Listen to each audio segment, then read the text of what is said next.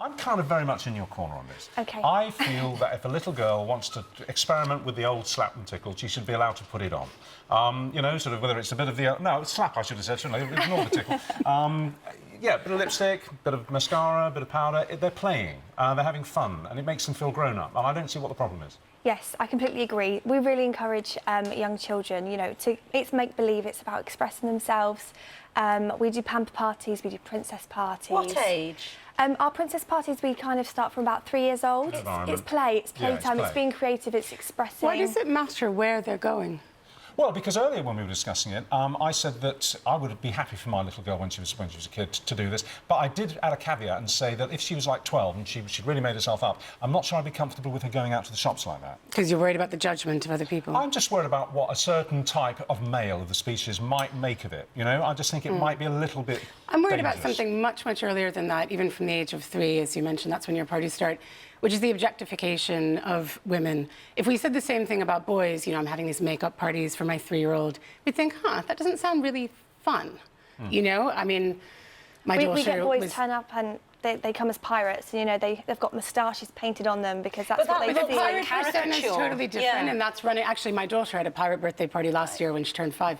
But that was about playing games and being on a ship and interacting and competing. No, that's what we do.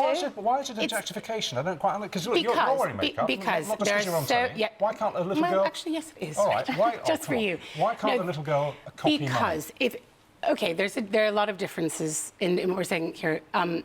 If you're putting on the makeup, and if we're valuing girls because of their looks, which so many scientific studies say, when you see a little boy, you say, ooh, he looks strong. Even a baby, even a 6-week-old baby, you see a little girl, you say, oh, she's so pretty. And it's lovely to be pretty. We all obviously enjoy our looks. We want to be playful with them, have fun. That's great, and kids can start doing that. But if you tell girls that's their main asset, then you're in trouble. Because what if it goes? What if you get a spot when you're a teenager? What if your body changes in ways you're not comfortable with? I agree, but you're not... That's your only thing to trade on. You're not telling them it's their main asset. You're just letting them play with makeup. You are if that's the main thing you praise them for. And so many scientific studies show I wouldn't say we praise them on it. Our pamper parties are, you know, they're there for children to express themselves and to have fun and get creative. They're there for children. They're fitting into a mold. I think that's the parents' point of view. Like, children don't grow up and think, oh, I'm going to wear makeup to be pretty. That's what parents and adults tell them. I think as a child, you know, when they see, especially I know when I've dressed up as a princess and I've turned up to a party, they look and they go, oh my goodness, you've got glittery eyes. Like, and they want to look like you. I want to look like this princess, mummy. Like, can I have glittery eyes? And I don't think they then grow up and think, oh, for the rest of my life I need to wear makeup, otherwise I'm not going to look beautiful. I think you're condemning the whole thing based on an idea that this is all that a parent would say to the little girl. For example, if it was my little girl and she was 6, well, we might go swimming in the morning and I'd say, well done, you've done your first breadth or your first length. We might then go and do something else quite sporty and she might score a goal and say, well done, and then we might go to one of your parties. But it is about what the connotation is. Richard, I'm basing it on scientific studies, particularly that show that girls are valued for that and boys are not. And this is what Zadie Smith's point was, which was that her daughter, she doesn't want her daughter to waste time compared to her son, because boys are not going to be doing that. What are boys doing with that extra time?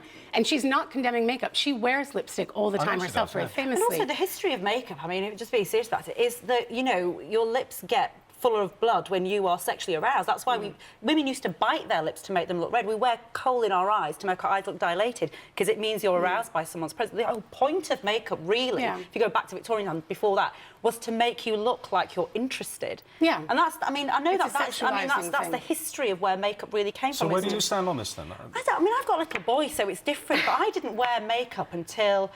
I tell you what, in my family, I'll be perfectly honest, makeup was seen, not necessarily now, but my generation I was growing up, you only wore makeup once you got married because it looked like you were ready. Oh, how interesting. So you did. So it was kind of really frowned upon to wear makeup before you were married. How interesting. Yeah. But also, did that affect you as you were growing up? Well, it did, and I think the problem with it is that I never felt attractive at school. I never, you know... no, but you didn't. No, absolutely not. And in a way, I can see why, for mums, it's like, look, I don't want you to feel like... I think maybe it can help you feel pretty and make you feel more confident. Yeah, we don't put that So if it helps you feel... I'm conflicted by it, actually. But with children, isn't the point to celebrate their natural beauty because they are? Yeah, but the world doesn't celebrate natural beauty. Yeah, it's the world these kids live in. The girls live in a world of filters and Instagram and...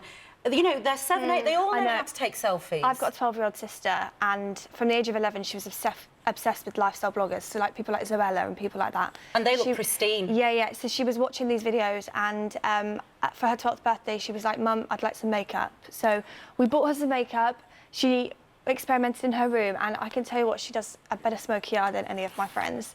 Like what skills she's learned from watching these people. And don't get me wrong, she doesn't go out.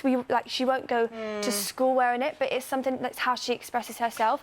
And now she wants to go into theatrical makeup, and I think for her, it's that's probably actually quite unusual, but it does make you look older. And I think for definitely parents, makes you the look older, problem yeah. with makeup Yeah. is that it makes you look older, and we all know what that means. That point. Which comes back to what I said about allowing a 11 or 12-year-old to go out.